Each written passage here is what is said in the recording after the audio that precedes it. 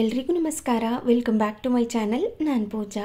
ಇವತ್ತು ಮಂಗಳವಾರ ಬೆಳಿಗ್ಗೆ ತಿಂಡಿ ಎಲ್ಲ ಮುಗಿಸ್ಕೊಂಡು ಇಲ್ಲಿ ಸ್ವಲ್ಪ ಪೌಡರ್ ಮಾಡ್ಕೊಳ್ಳೋಣ ಅಂತ ರೆಡಿ ಮಾಡ್ಕೋತಾ ಇದ್ದೀನಿ. ಹಾಗೆಯೇ ಇವತ್ತಿನ ವಿಡಿಯೋದಲ್ಲಿ ನಾನು ಲಾಸ್ಟ್ ವಿಡಿಯೋದಲ್ಲಿ ಬೆಳ್ಳಿ ಐಟಮ್ಸ್ನ ತೊಗೊಂಡಿದ್ದೆ ಅಂತ ಹೇಳಿದೆ ಅಲ್ವಾ. ತುಂಬ ಜನ ಕಾಸ್ಟ್ ಎಷ್ಟಾಯಿತು ಹಾಗೆಯೇ ಎಷ್ಟು ಗ್ರಾಮ್ ಇದೆ ಅಂತೆಲ್ಲ ಡೀಟೇಲ್ಸ್ ಶೇರ್ ಮಾಡಿ ಅಂತ ಹೇಳಿದ್ರಿ. ಸೊ ಹಾಗಾಗಿ ಇವತ್ತಿನ ವಿಡಿಯೋದಲ್ಲಿ ಅದನ್ನು ಶೇರ್ ಮಾಡ್ತೀನಿ. ಎಲ್ಲೂ ಕೂಡ ವಿಡಿಯೋನ ಸ್ಕಿಪ್ ಮಾಡದೆ ಕೊನೆ ತನಕ ನೋಡಿ. ಇದು ಏನು ಪೌಡರ್ ಮಾಡ್ಕೋತಾ ಇದ್ದೀನಿ ಅಂತಂದರೆ, ಊರಿಂದ ಸ್ವಲ್ಪ ನುಗ್ಗೆ ಸೊಪ್ಪನ್ನು ಅಮ್ಮ ತೊಗೊಂಡು ಬಂದು ಕೊಟ್ಟಿದ್ರು. ಅದನ್ನು ಚೆನ್ನಾಗಿ ತೊಳೆದು ಬಿಸಿಲಿನಲ್ಲಿ ಒಣಗಿಸಿ ಎತ್ತಿಟ್ಕೊಂಡಿದ್ದೆ. ಪೌಡರ್ ಮಾಡ್ಕೊಳ್ಳೋಣ, ಡೈಲಿ ಒಂದೊಂದು ಸ್ಪೂನ್ ಹಾಕಿ ಕುಡಿಯೋಣ, ಆರೋಗ್ಯಕ್ಕೆ ತುಂಬಾ ಒಳ್ಳೆಯದು ಅಂತ. ಹಾಗೆಯೇ ಇನ್ನೊಂದು ತಟ್ಟೆಯಲ್ಲಿ ಇರುವಂಥದ್ದು ಕರಿಬೇವಿನ ಸೊಪ್ಪು, ಅದನ್ನು ಕೂಡ ಚೆನ್ನಾಗಿ ತೊಳೆದು ಬಿಸಿಲಿನಲ್ಲಿ ಒಣಗಿಸಿ ಎತ್ತಿಟ್ಕೊಂಡಿದ್ದೀನಿ. ಅದನ್ನು ಕೂಡ ಪೌಡರ್ ಮಾಡ್ಕೋತೀನಿ. ಇದನ್ನು ಡೈಲಿ ಸ್ವಲ್ಪ ಸ್ವಲ್ಪ ಒಂದಿನ ಈ ನುಗ್ಗೆ ಸೊಪ್ಪಿನ ಪುಡಿ, ಇನ್ನೊಂದು ದಿನ ಈ ರೀತಿ ಕರಿಬೇವಿನ ಪುಡಿನ ಹಾಕಿ ನೀರಿನಲ್ಲಿ ಮಿಕ್ಸ್ ಮಾಡ್ಕೊಂಡು ಕುಡಿದ್ರೆ ಆರೋಗ್ಯಕ್ಕೂ ಕೂಡ ತುಂಬಾ ಒಳ್ಳೆಯದು, ಸ್ಕಿನ್ಗೂ ಕೂಡ ತುಂಬ ಒಳ್ಳೆಯದು, ಹಾಗೆಯೇ ಕೂದಲಿಗೂ ಕೂಡ ತುಂಬಾ ಒಳ್ಳೆಯದು ಅಂತ ಹೇಳ್ತಾರೆ. ಸೊ ಹಾಗಾಗಿ ಇದನ್ನು ರೆಡಿ ಮಾಡ್ಕೋತಾ ಇದ್ದೀನಿ. ಈ ನುಗ್ಗೆ ಸೊಪ್ಪಿನಲ್ಲಿ ತುಂಬಾ ಹೆಲ್ತ್ ಬೆನಿಫಿಟ್ಸ್ ಇದೆ. ನೀವು ಗೂಗಲ್ ಮಾಡಿದ್ರೆ ನಿಮಗೆ ಗೊತ್ತಾಗುತ್ತೆ. ಬೇಕಿದ್ರೆ ಒಂದ್ಸರಿ ಗೂಗಲ್ ಮಾಡಿ ನೋಡಿ. ಮೊದಲೆಲ್ಲ ಊರಲ್ಲಿ ಎಷ್ಟೊಂದು ಸಿಗೋದು, ಆವಾಗ ನಾವು ತಿಂತಾನೆ ಇರಲಿಲ್ಲ. ಇವಾಗ ಬೇಕು ಅಂದರೂ ಕೂಡ ಸಿಗೋದಿಲ್ಲ, ಎಲ್ಲೋ ಒಂದೊಂದು ಕಡೆ ಸಿಗುತ್ತೆ ಅಷ್ಟೇ. ನಮ್ಮ ಮಮ್ಮಿ ಮನೆಯಲ್ಲಿ ತುಂಬ ದೊಡ್ಡ ನುಗ್ಗೆ ಮರ ಇದೆ. ಅದರಲ್ಲಿ ನುಗ್ಗೆಕಾಯಿ, ನುಗ್ಗೆ ಸೊಪ್ಪು ಎಲ್ಲ ಚೆನ್ನಾಗಿ ಸಿಗುತ್ತೆ. ಊರಿಗೆ ಹೋದಾಗ ತೊಗೊಂಡು ಬಂದು ಕೊಡ್ತಾ ಇರ್ತಾರೆ. ಮಾಡೋಕ್ಕಾದರೆ ಸೊಪ್ಪಿನ ಪಲ್ಯ ಮಾಡ್ಕೊಂಡಿರ್ತೀನಿ, ಇಲ್ಲ ಅಂತಂದರೆ ಈ ರೀತಿ ಒಣಗಿಸಿ ಪೌಡರ್ನ ಮಾಡಿಕೊಂಡು ಸ್ಟೋರ್ ಮಾಡ್ಕೋತೀನಿ. ತುಂಬ ನುಣ್ಣಗೇನೆ ರುಬ್ಕೋಬೋದು, ತುಂಬ ಕ್ರಿಸ್ಪಿಯಾಗಿ ಒಣಗಿರುತ್ತಲ್ವ. ಸೊ ಹಾಗಾಗಿ ನೈಸಾಗಿ ಪೌಡರ್ ಆಗುತ್ತೆ. ಅದನ್ನೇನು ಎಕ್ಸ್ಟ್ರಾ ಜರಡಿ ಇಟ್ಕೊಳ್ಳೋ ಅವಶ್ಯಕತೆ ಇರೋದಿಲ್ಲ. ಅದೇ ರೀತಿಯಲ್ಲಿ ಇಲ್ಲಿ ಕರಿಬೇವಿನ ಸೊಪ್ಪನ್ನು ಕೂಡ ಪೌಡರ್ ಮಾಡ್ಕೋತಾ ಇದ್ದೀನಿ. ಇದನ್ನು ನಾವು ಎಣ್ಣೆ ಜೊತೆ ಮಿಕ್ಸ್ ಮಾಡಿಕೊಂಡು ಕೂಡ ಕೂದಲಿಗೆ ಹಚ್ಬೋದು. ಅದಕ್ಕಿಂತ ಹೆಚ್ಚಾಗಿ ನೀರಿಗೆ ಮಿಕ್ಸ್ ಮಾಡ್ಕೊಂಡು ಕುಡಿಬೋದು, ತುಂಬಾ ಒಳ್ಳೆಯದು. ಇಲ್ಲ ಅಂತಂದರೆ ಏನಾದ್ರೂ ಪಲ್ಯ ಮಾಡ್ಕೊಂಡಾಗ ಅಥವಾ ಗೊಜ್ಜೇನಾದರೂ ಮಾಡ್ತಾ ಇರ್ತೀವಿ, ಸಾಂಬಾರ್ಗೂ ಕೂಡ ಈ ಪೌಡರ್ನ ಸೇರಿಸ್ಕೋಬೋದು. ಚಟ್ನಿ ಮಾಡ್ಕೊಳ್ಳೋವಾಗ್ಲೂ ಕೂಡ ಈ ಪೌಡರ್ನ ಹಾಕ್ಕೋಬೋದು, ಅಥವಾ ಏನಾದರೂ ಪಲ್ಯ ಕರಿ ಎಲ್ಲ ಮಾಡ್ತಿರ್ತೀವಲ್ವ ಆ ಟೈಮ್ನಲ್ಲೂ ಕೂಡ ಇನ್ಕ್ಲೂಡ್ ಮಾಡ್ಕೋಬೋದು. ಇವಾಗ 2 ಪೌಡರ್ಗಳನ್ನೂ ಕೂಡ ಈ ರೀತಿ ರೆಡಿ ಮಾಡಿಕೊಂಡು ಸ್ಟೋರ್ ಮಾಡ್ಕೋತೀನಿ. ಬೆಳಿಗ್ಗೆ ಟೈಮ್ನಲ್ಲಿ 1 ಲೋಟದಷ್ಟು ನೀರಿಗೆ ಸ್ವಲ್ಪ ಈ ನುಗ್ಗೆ ಸೊಪ್ಪಿನ ಪುಡಿ ಹಾಗೆಯೇ ಇನ್ನೊಂದು ದಿನ ಈ ಕರಿಬೇವಿನ ಪುಡಿನ ಹಾಕಿ ಕುಡಿದ್ರೆ ತುಂಬಾ ಒಳ್ಳೆಯದು.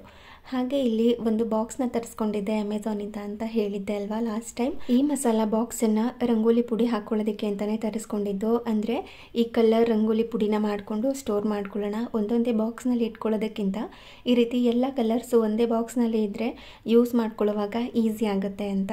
ಸೊ ಅದಕ್ಕೋಸ್ಕರ ಇದನ್ನು ತರಿಸ್ಕೊಂಡಿದ್ದು. ಇವಾಗ ಈ ಕಲರ್ಸ್ ಜೊತೆ ಸ್ವಲ್ಪ ರಂಗೋಲಿ ಪುಡಿನ ಹಾಕಿ ಮಿಕ್ಸ್ ಮಾಡಿಕೊಂಡು ಸ್ಟೋರ್ ಮಾಡ್ಕೋತೀನಿ. ಇದನ್ನು ಹಾಗೆ ಇಟ್ಕೊಂಡ್ರೆ ಫುಲ್ ನೈಸ್ ಇರುತ್ತಲ್ವ, ರಂಗೋಲಿ ಹಾಕೋವಾಗೆಲ್ಲ ತುಂಬ ಕಷ್ಟ ಆಗುತ್ತೆ. ಅದಕ್ಕೋಸ್ಕರ ಇದಕ್ಕೆ ಸ್ವಲ್ಪ ರಂಗೋಲಿ ಪುಡಿನ ಮಿಕ್ಸ್ ಮಾಡಿಕೊಂಡ್ರೆ ತುಂಬಾ ಚೆನ್ನಾಗಿರುತ್ತೆ. ಅಂದರೆ ನೀಟಾಗಿ ನಾವು ರಂಗೋಲಿ ಹಾಕ್ತೀವಲ್ವ ಅದೇ ರೀತಿ ತರಿಯಾಗಿ ಬರುತ್ತೆ. ಅದಕ್ಕೋಸ್ಕರ ರಂಗೋಲಿ ಪುಡಿನ ಮಿಕ್ಸ್ ಮಾಡಿಕೊಂಡು ಈ ಬಾಕ್ಸ್ನೊಳಗಡೆ ಹಾಕಿ ಸ್ಟೋರ್ ಮಾಡ್ಕೋತೀನಿ. ನಾನು ತೊಗೊಂಡಿರೋದು 12 ಕಲರ್. ಇದರಲ್ಲಿ 12 ಬಾಕ್ಸಸ್ ಇಲ್ಲ, ಬರೀ 7 ಬಾಕ್ಸ್ ಇರೋದು. ಅದಕ್ಕೋಸ್ಕರ ಸಿಮಿಲರ್ ಕಲರ್ ಏನಿರುತ್ತೆ ಅದನ್ನು ಒಂದು ಸೈಡಲ್ಲಿ ಎತ್ತಿಟ್ಕೊಂಡು ಎಲ್ಲ ಡಿಫ್ರೆಂಟ್ ಕಲರ್ನ ಈ ರೀತಿ ರಂಗೋಲಿ ಪುಡಿ ಹಾಕಿ ಮಿಕ್ಸ್ ಮಾಡಿಕೊಂಡು ಸ್ಟೋರ್ ಮಾಡ್ಕೋತಾ ಇದ್ದೀನಿ. ಇವಾಗ ರಂಗೋಲಿ ಪುಡಿ ಮಿಕ್ಸ್ ಆಗಿರೋಂಥ ಕಲರ್ ಕೂಡ ಸಿಗುತ್ತೆ. ಅದರಲ್ಲಿ ಮಿಂಚೆಲ್ಲ ಬರುತ್ತೆ ನೋಡಿ, ಶೈನಿಂಗ್ ಇರೋ ಅಂಥದ್ದು. ಅದನ್ನೆಲ್ಲ ಹಾಕಿ ಆಲ್ರೆಡಿ ರೆಡಿ ಮಾಡಿ ಇಟ್ಟಿರ್ತಾರೆ. ಅದಕ್ಕೆ ಸ್ವಲ್ಪ ದುಡ್ಡು ಜಾಸ್ತಿ ಇರುತ್ತೆ.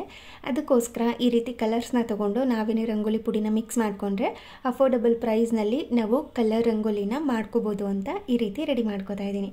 ನೋಡಿ, ತುಂಬ ಜಾಸ್ತಿ ಬಿಳಿ ರಂಗೋಲಿ ಪುಡಿನೂ ಕೂಡ ಹಾಕ್ಕೋಬಾರ್ದು, ಫುಲ್ ಕಲರ್ ಚೇಂಜ್ ಆಗಿಬಿಡುತ್ತೆ. ಆದಷ್ಟು ಸ್ವಲ್ಪನೇ ರಂಗೋಲಿ ಪುಡಿನ ಹಾಕಿ ಈ ರೀತಿ ಮಿಕ್ಸ್ ಮಾಡಿಕೊಂಡು ಇದರೊಳಗಡೆ ಸೇರಿಸ್ಕೋತಾ ಇದ್ದೀನಿ. ಅದೇ ರೀತಿ ಎಲ್ಲ ಕಲರ್ಸ್ಗೂ ಕೂಡ ಸ್ವಲ್ಪನೇ ರಂಗೋಲಿನ ಹಾಕಿ ಮಿಕ್ಸ್ ಮಾಡಿಕೊಂಡು ಸ್ಟೋರ್ ಮಾಡ್ಕೋತಾ ಇದ್ದೀನಿ. ಡೈಲಿ ಏನು ಕಲರ್ ರಂಗೋಲಿ ಹಾಕೋದಿಲ್ಲ, ಒಂದೊಂದು ಚುಕ್ಕಿಗೆ ಅಥವಾ ಯಾವುದಾದ್ರೂ ಒಂದು ಪ್ಲೇಸ್ಗೆ ಫಿಲ್ ಮಾಡಿಕೊಂಡ್ರೆ ತುಂಬಾ ಚೆನ್ನಾಗಿ ಕಾಣಿಸುತ್ತೆ ಅಂತ ಅಂದ್ಕೊಂಡು ಈ ಥರ ಪ್ರಿಪೇರ್ ಮಾಡ್ಕೊಂಡಿದ್ದೀನಿ. ನೋಡೋಣ ಮುಂದಿನ ವೀಡಿಯೋಗಳಲ್ಲಿ, ಅಂದರೆ ರಂಗೋಲಿ ವೀಡಿಯೋಗಳಲ್ಲಿ ಏನಾದ್ರೂ ಡಿಸೈನಾಗಿ ಏನಾದರೂ ಮಾಡಿದ್ರೆ ಶೇರ್ ಮಾಡ್ತೀನಿ. ಇವಾಗ ಇಷ್ಟು ಕಲರ್ ರೆಡಿ ಮಾಡಿಕೊಂಡೆ. ಇದನ್ನೆಲ್ಲ ರೆಡಿ ಮಾಡ್ಕೊಳ್ಳೋ ಅಷ್ಟರಲ್ಲಿ ಸ್ವಲ್ಪ ಅಮೆಝಾನಿಂದ ತರಕಾರಿನೂ ಕೂಡ ಆರ್ಡರ್ ಮಾಡಿದ್ದೆ, ಅದು ಕೂಡ ಬಂದಿತ್ತು. ಇನ್ನು ಅದನ್ನೆಲ್ಲ ಕ್ಲೀನ್ ಮಾಡಿಕೊಂಡು ಫ್ರಿಜ್ನಲ್ಲಿ ಸ್ಟೋರ್ ಮಾಡ್ಕೋಬೇಕು. ಏನೇನು ತರಿಸ್ಕೊಂಡಿದ್ದೆ ಅಂತ ತೋರಿಸ್ತೀನಿ. ಕೆಲವೊಂದು ಸರಿ ಮಾರ್ಕೆಟ್ಗೆ ಹೋಗಿ ತೊಗೊಂಡು ಬರ್ತೀನಿ, ಕೆಲವೊಂದು ಸರಿ ಈ ರೀತಿ ಆನ್ಲೈನಲ್ಲೇ ತರಿಸ್ಕೊಂಡಿರ್ತೀನಿ. ಸ್ವಲ್ಪ ತರಕಾರಿ ಮನೆಯಲ್ಲೇ ಇತ್ತು, ಹಾಗಾಗಿ ಸ್ವಲ್ಪ ತರಕಾರಿ ಮಾತ್ರ ತರಿಸ್ಕೊಂಡಿದ್ದೀನಿ. ಇಲ್ಲಿ ಟೊಮ್ಯಾಟೊ ತರಿಸಿದ್ದೀನಿ, ಹಾಗೆಯೇ ಸ್ವಲ್ಪ ಮಶ್ರೂಮ್, ಬೆಂಡೆಕಾಯಿ ನನಗೆ ಆನ್ಲೈನಲ್ಲಿ ತುಂಬ ಇಷ್ಟ ಆಗುತ್ತೆ, ತುಂಬ ಎಳ್ಸಾಗಿರುವಂಥದ್ದನ್ನು ಕಳಿಸಿರ್ತಾರೆ. ಸೊ ಹಾಗಾಗಿ ಹಾಗೆಯೇ ಸ್ವಲ್ಪ ಆಲೂಗಡ್ಡೆ, ಪುದೀನ ಸೊಪ್ಪು ಬೇಕಾಗುತ್ತೆ ಬೇಕಾಗಿತ್ತು, ಪುದೀನ ಪುಲಾವ್ ಮಾಡ್ಕೋಬೇಕಾಗಿತ್ತು. ಹಾಗೆಯೇ ಒಂದು ಬಾಳೆ ದಿಂಡನ್ನು ತರಿಸ್ಕೊಂಡಿದ್ದೆ, ಕೋಸಂಬರಿ ಇಲ್ಲ ಅಂತಂದರೆ ಜ್ಯೂಸ್ ಏನಾದರೂ ಮಾಡ್ಕೊಳ್ಳೋಣ ಅಂತ. 15 ದಿನಕ್ಕೆ ಒಂದ್ಸರಿ ಇಲ್ಲ ತಿಂಗಳಿಗೆ ಒಂದ್ಸರಿ ಆದ್ರೂ ಇದ್ರ ಜ್ಯೂಸ್ ಅಥವಾ ಅದನ್ನು ಪಲ್ಯ ಥರ ಮಾಡ್ಕೊಂಡು ತಿನ್ನೋದಾಗಿರ್ಬೋದು ಮಾಡಬೇಕಂತೆ. ಆರೋಗ್ಯಕ್ಕೆ ತುಂಬಾ ಒಳ್ಳೆಯದು, ಸ್ಪೆಷಲಿ ಕಿಡ್ನಿಗೆ ತುಂಬಾ ಒಳ್ಳೆಯದಂತೆ. ಹಾಗಾಗಿ ತರಿಸ್ಕೊಂಡಿದ್ದೆ. ಹಾಗೆಯೇ ಎಣ್ಣೆಗಾಯಿ ಮಾಡ್ಕೊಳ್ಳೋದಕ್ಕೆ ಈ ಥರ ಬದನೆಕಾಯಿ, ಬೀಟ್ರೂಟ್ ಹೀಗೇ ಸ್ವಲ್ಪ ತರಕಾರಿನ ತರಿಸ್ಕೊಂಡಿದ್ದೆ. ಹಾಗೆ ಸ್ವಲ್ಪ ಡೇಟ್ಸ್ ಕೂಡ ಖಾಲಿಯಾಗಿತ್ತು, ಅದನ್ನು ಕೂಡ ತರಿಸ್ಕೊಂಡಿದ್ದೆ. ಇನ್ನು ಸೌತೆಕಾಯಿ, ಹಸಿಮೆಣಸಿನಕಾಯಿ ಇದೆಲ್ಲ ಇದ್ದಿದ್ದೆ ಅಲ್ವಾ. ಹಾಗೆ ಸ್ವಲ್ಪ ಕ್ಯಾಪ್ಸಿಕಮ್ ಕೂಡ ತರಿಸ್ಕೊಂಡಿದ್ದೆ. ಹಾಗೆ ಒಂದು ಸೋರೆಕಾಯಿ, ಇದು 500 ಗ್ರಾಮ್ಸ್ ಟು 800 ಗ್ರಾಮ್ಸ್ ಅಂತ ಇತ್ತು, ಬಟ್ ಅದು ಅಷ್ಟು ವೆಯ್ಟ್ ಬರುತ್ತಾ ಇಲ್ವಾ ಅಂತ ಗೊತ್ತಿಲ್ಲ. ಹಾಗೆ ಸ್ವಲ್ಪ ಮಾವಿನ ಹಣ್ಣು ಕೂಡ ಬೇಕಿತ್ತು, ತರಿಸ್ಕೊಂಡು ಇವಾಗ ಮಶ್ರೂಮ್ನ ಕ್ಲೀನ್ ಮಾಡ್ಕೊಳ್ಳೋದಕ್ಕೆ ರೆಡಿ ಮಾಡ್ಕೊತಾ ಇದ್ದೀನಿ.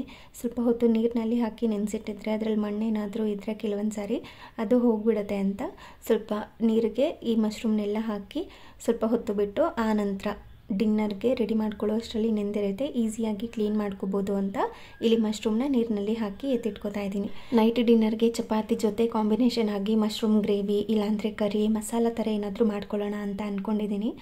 ಕೇಳ್ತೀನಿ ಮನೆಯಲ್ಲಿ ಯಾವ್ದು ಬೇಕು ಅಂತ. ಅವ್ರೇನಾದರೂ ರೈಸ್ ಐಟಮ್ ಥರ ಬಿರಿಯಾನಿ ಥರ ಏನಾದರೂ ಮಾಡು ಅಂದರೆ ಅದನ್ನು ಮಾಡೋದು, ಇಲ್ಲಾಂದರೆ ಚಪಾತಿಗೆ ಹೊಂದ್ಕೊಳ್ಳೋ ಥರ ಏನಾದ್ರೂ ಮಶ್ರೂಮ್ ಮಸಾಲ ಥರ ಮಾಡ್ಕೊಳ್ಳೋಣ ಅಂದ್ಕೊಂಡು ಇಲ್ಲಿ ರೆಡಿ ಮಾಡ್ಕೋತಾ ಇರೋದು. ಇದನ್ನೆಲ್ಲ ರೆಡಿ ಮಾಡಿ ಇಟ್ಕೊಂಡು ನೈಟ್ ಡಿನ್ನರ್ ಕೂಡ ಪ್ರಿಪೇರ್ ಮಾಡ್ಕೊಳ್ಳೋದಕ್ಕೆ ಸ್ಟಾರ್ಟ್ ಮಾಡಿಕೊಂಡೆ. ವ್ಲಾಗ್ನ ಕಂಟಿನ್ಯೂ ಮಾಡೋದಕ್ಕೆ ಆಗಿರಲಿಲ್ಲ. ಇಲ್ಲಿ ಈರುಳ್ಳಿನೆಲ್ಲ ಕಟ್ ಮಾಡಿಕೊಂಡು ಸ್ವಲ್ಪ ಎಣ್ಣೆ ಹಾಕಿ ಈರುಳ್ಳಿನ ಫ್ರೈ ಮಾಡಿ ನಂತರ ಅದಕ್ಕೆ ಸ್ವಲ್ಪ ಶುಂಠಿ, ಬೆಳ್ಳುಳ್ಳಿ, ಹಸಿಮೆಣಸಿನ್ಕಾಯಿನ ಹಾಕಿ ಸ್ವಲ್ಪ ಹೊತ್ತು ಮತ್ತೆ ಅದನ್ನು ಬಾಡಿಸ್ಕೊಂಡು ಸೈಡಲ್ಲಿ ಎತ್ತಿಟ್ಕೊಂಡಿದ್ದೀನಿ. ಹಾಗೆಯೇ ಇಲ್ಲಿ ಮಶ್ರೂಮ್ನು ಕೂಡ ಕಟ್ ಮಾಡಿಕೊಂಡು ಸ್ವಲ್ಪ ಕೊತ್ತಂಬರಿ ಸೊಪ್ಪು, ಪುದೀನ ಸೊಪ್ಪನ್ನೆಲ್ಲ ಕಟ್ ಮಾಡಿಕೊಂಡು ಎತ್ತಿಟ್ಕೊಂಡಿದ್ದೀನಿ. ಅದು ಈರುಳ್ಳಿನೆಲ್ಲ ಫ್ರೈ ಮಾಡಿ ಇಟ್ಕೊಂಡಿದ್ನಲ್ವ, ಅದು ಕೂಡ ಕೂಲಾಗಿತ್ತು. ಅದನ್ನು ಒಂದು ಮಿಕ್ಸಿ ಜಾರ್ಗೆ ಹಾಕಿ ಪೇಸ್ಟ್ ಮಾಡಿಕೊಂಡು ಎತ್ತಿಟ್ಕೋತೀನಿ. ಹಾಗೆಯೇ ಸೈಡಲ್ಲಿ ಚಪಾತಿ ಹಿಟ್ಟನ್ನು ಕೂಡ ಕಲಸಿಟ್ಕೋತೀನಿ, ಆವಾಗ ಈಸಿಯಾಗಿ ಚಪಾತಿನ ಲಟ್ಸಿ ಸೈಡಲ್ಲಿ ಮಶ್ರೂಮ್ ಕರಿ ರೆಡಿ ಆಗ್ತಾ ಇರುತ್ತೆ ಅಂತ. ಡಿನ್ನರ್ಗೆ ಚಪಾತಿ, ಅದಕ್ಕೆ ಕಾಂಬಿನೇಷನ್ ಆಗಿ ಮಶ್ರೂಮ್ ಮಸಾಲ. ಕೆಲವೊಂದು ಸಾರಿ ಗೋಧಿ ಹಿಟ್ಟನ್ನು ಜರಡಿ ಇಟ್ಕೊಂಡೇ ಬಾಕ್ಸ್ನಲ್ಲಿ ಹಾಕಿ ಸ್ಟೋರ್ ಮಾಡ್ಕೊಂಡಿರ್ತೀನಿ, ಕೆಲವೊಂದು ಸಾರಿ ಜರಡಿ ಇಟ್ಕೊಂಡಿರೋದಿಲ್ಲ. ಆ ಟೈಮಲ್ಲಿ ಈ ರೀತಿ ಬಳಸ್ಕೊಳ್ಳುವಾಗ ಮಾತ್ರ ಜರಡಿ ಇಟ್ಕೊಂಡು ಬಳಸ್ಕೊತಾ ಇರ್ತೀನಿ. ಹಾಗೆ ಇದಕ್ಕೆ ಸ್ವಲ್ಪ ಉಪ್ಪು, ಇನ್ನು ನಾರ್ಮಲ್ ಆಗಿ ಸ್ವಲ್ಪ ಎಣ್ಣೆ ನೀರನ್ನು ಹಾಕಿ ಕಲಸಿ ಎತ್ತಿಟ್ಕೊಳ್ಳೋದು ಅಷ್ಟೇ. ಇವತ್ತು ಮಶ್ರೂಮ್ ಮಸಾಲಾನ ಸ್ವಲ್ಪ ಡಿಫ್ರೆಂಟಾಗಿ ಮಾಡ್ಕೋತಾ ಇದ್ದೀನಿ. ಅಂದರೆ ಮಶ್ರೂಮ್ಗೆ ಮ್ಯಾರಿನೇಟ್ ಎಲ್ಲ ಮಾಡಿ ಇಟ್ಕೊಂಡು ಅದಾದ ನಂತರ ಮಾಡ್ಕೊಳ್ಳೋದು. ಮ್ಯಾರಿನೇಟ್ಗೆ ಏನೇನು ಹಾಕ್ಕೊಂಡಿದ್ದೆ ಅಂತ ಅಂದರೆ ಒಂದು ಬೌಲ್ಗೆ ಕಟ್ ಮಾಡಿ ಇಟ್ಕೊಂಡಿರುವಂಥ ಮಶ್ರೂಮ್, ಈ ರುಬ್ಬಿ ಇಟ್ಕೊಂಡಿದ್ದೀವಲ್ವ ಮಸಾಲ ಪೇಸ್ಟ್, ಅದನ್ನು ಹಾಕಿ ಅದಾದ ನಂತರ ಅದಕ್ಕೆ ಸ್ವಲ್ಪ ಮೊಸರು, ಅಚ್ಕಾರದ ಪುಡಿ, ಅರಿಶಿನ ಪುಡಿ, ಧನಿಯಾ ಪುಡಿ, ಗರಂ ಮಸಾಲ, ಹಾಗೆ ಸ್ವಲ್ಪ ಜೀರಿಗೆ ಪುಡಿನ ಹಾಕಿ ಹಾಗೆ ಸ್ವಲ್ಪ ಬಿರಿಯಾನಿ ಮಸಾಲನೂ ಕೂಡ ಸೇರಿಸ್ಕೊಂಡಿದ್ದೀನಿ.